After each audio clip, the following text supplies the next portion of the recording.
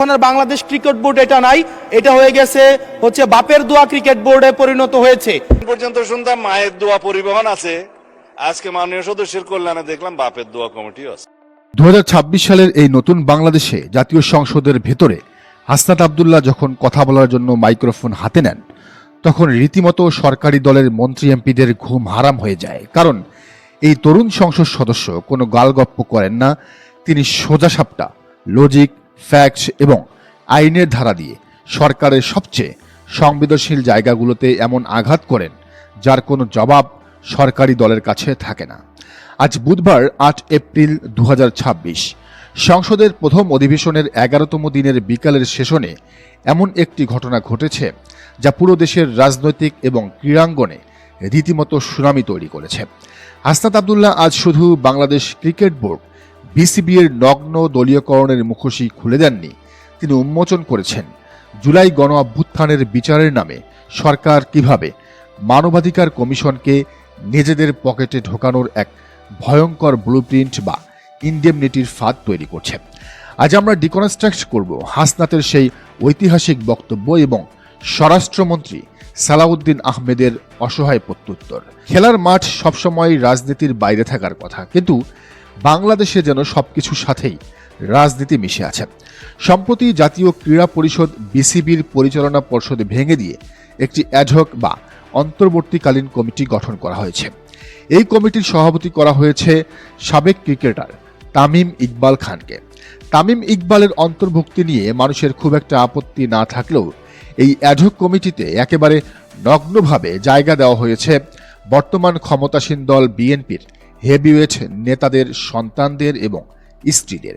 এই জঘন্য স্বজনপ্রীতি এবং দলীয়করণের বিরুদ্ধে আজ সংসদে দাঁড়িয়ে হাসনাত আব্দুল্লাহ যে আইকনিক এবং তীক্ষ্ণ মন্তব্যটি করেছেন তা আগামী বহু বছর দেশের মানুষ মনে রাখবে।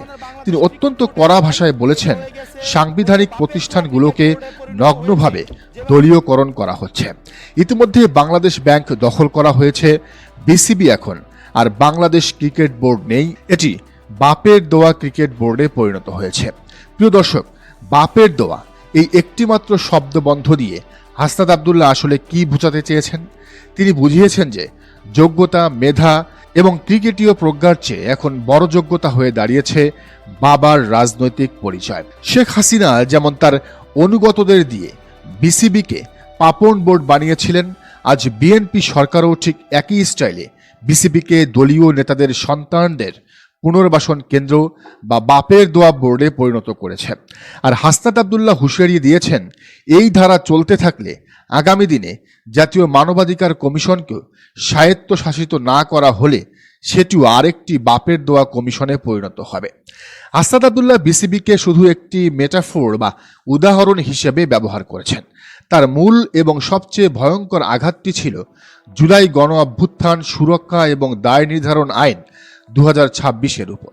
আজ সংসদে এই বিলটি উত্থাপনের পর হাসনাত আব্দুল্লাহ এর ভেতরের একটি সূক্ষ্ম আইনি চক্রান্ত বা ইনডেমনিটির ফাঁদ সবার সামনে নগ্ন করে দেন।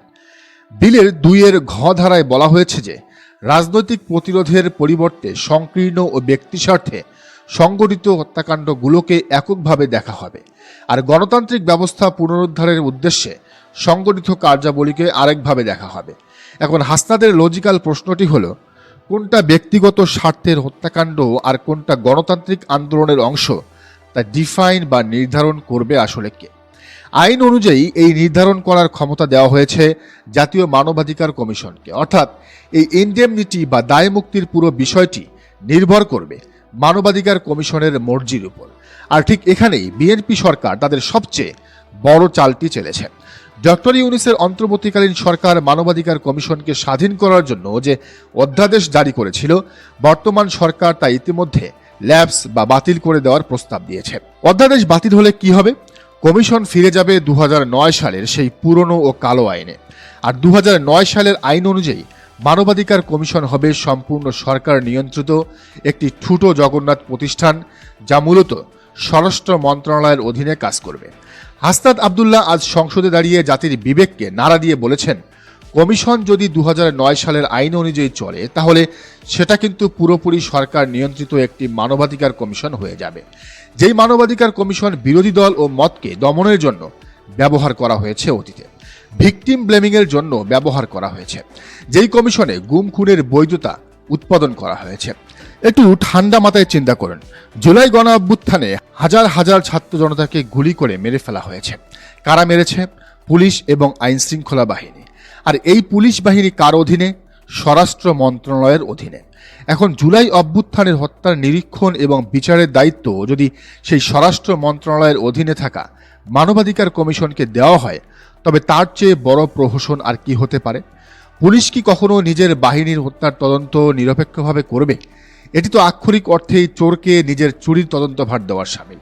আস্তাদের ভাষায়, গণ অভ্যুত্থান পরবর্তী সময়ে যদি কমিশনকে আমরা একটা মন্ত্রণালয়ের অধীনে রাখি, স্বরাষ্ট্র মন্ত্রণালয়ের অধীনে রাখি, তাদের মাধ্যমে আমরা নিরপেক্ষ ধরনের অনুসন্ধান কতটা পাব সেটা নিয়ে আমি সন্দিহান।